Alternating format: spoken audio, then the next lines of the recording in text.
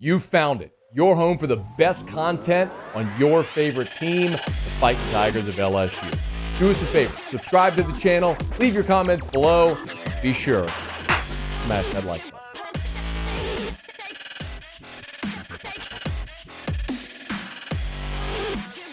So, I'm fired up on this weekend. LSU, Tennessee. We've talked about it a lot and we'll continue. Of course, one of the giant talking points surrounding this game is the fact that LSU offensively has really struggled to stretch the field with the passing game.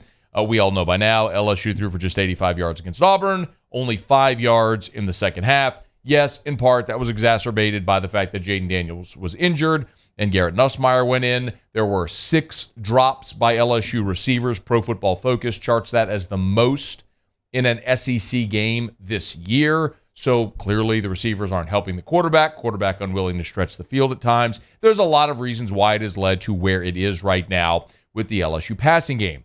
But on Tuesday night, Jayden Daniels, Malik Nabers, they met with the media and they disclosed that Jayden Daniels on Monday called for a players-only meeting.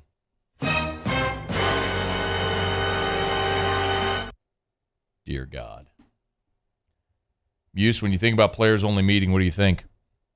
Sky's falling, Matt. By the way, I said players-only meeting.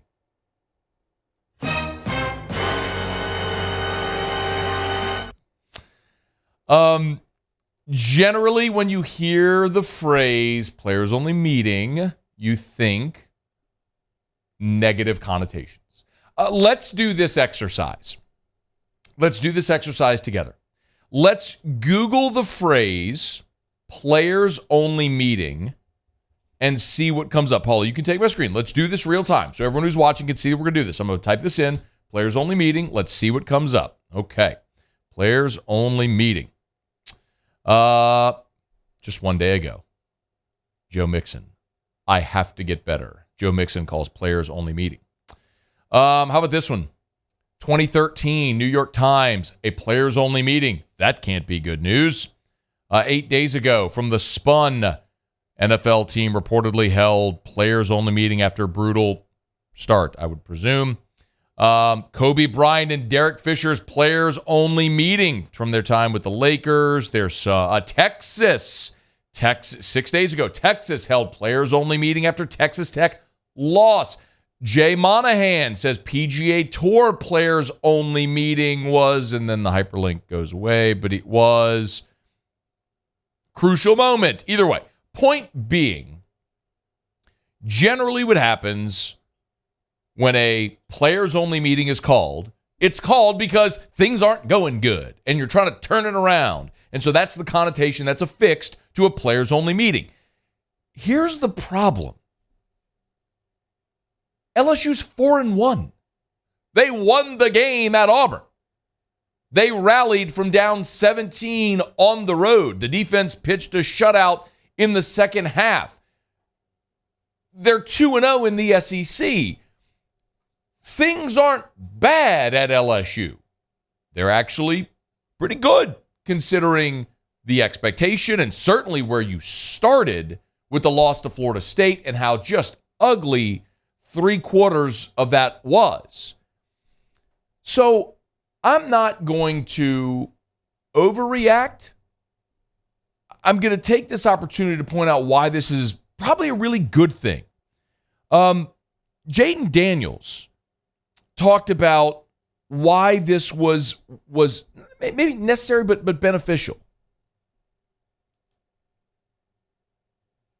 Give me number 5, please. The conversation between, me and Coach Kelly, he's saying, go out there and just give those guys a chance. And for me, it's just being decisive. It's a mindset. We go out there, I know I can make every throw on the field. It's a matter of fact, just going out there and doing it. That's what he's been harping. Being aggressive. Just go out there and give those guys chances, make the one-on-one plays. Put the ball in an area where they could catch it, and it's a good chance that they're going to catch the ball. Jayden Daniels said he takes pride in protecting the football, but understands he needs to be more aggressive. Malik Nabers, when he talked to reporters, also talked about how this passing game can improve this point forward. Being more disciplined, off the line of scrimmage, just being technique-wise, getting our technique better as a receiver group, we've been sloppy, and I say that for myself also, just working on getting the technique-wise better this week.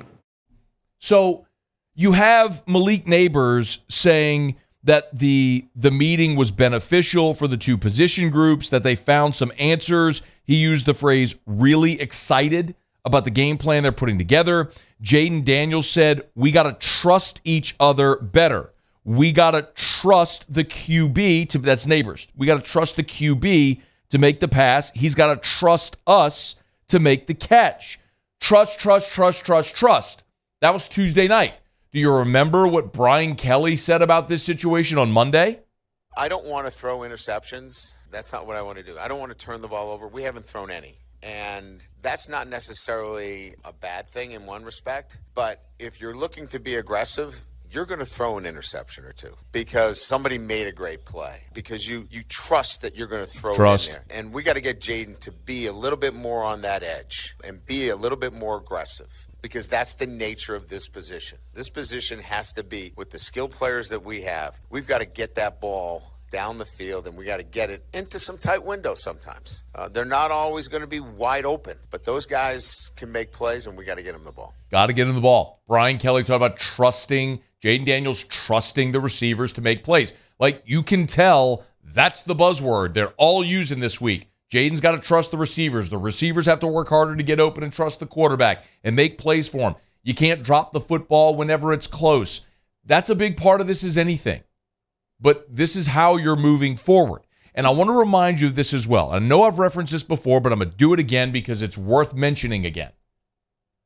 In 2018, Joe Burrow, the man who became the author of the single greatest season in college football history, number 1 overall pick, takes his team to a Super Bowl in year 2, that Joe Burrow, in 2018, his debut at LSU was against Miami in Dallas. LSU won that game.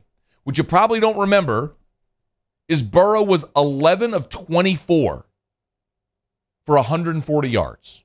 No touchdowns, no picks. He completed 45% of his passes. The great Joe Burrow. A week later against Southeastern. FCS Southeastern. The great Joe Burrow was 10 of 20 for $151. 10 of 20 against Southeastern. The great Joe Burrow went 4 consecutive games without a touchdown pass and didn't throw a touchdown pass in 5 of 6 games from September 22nd through the Bama game on November the 3rd. He went the great Joe Burrow went the entire month of October without throwing a touchdown pass in 2018. And somewhere along the way, it started to click. And he threw for 307 against Rice and 270 against A&M. And then he blistered UCF for 394 and 4 touchdowns. And he never looked back going into 2019, as we all saw. It takes time. It takes time for receivers and their quarterback to get timing, trust, routes, knowing when you're going to break, where you're going to be. How many times have we already seen this year where Jayden's expecting a receiver to stop a route and the route continues? That's timing.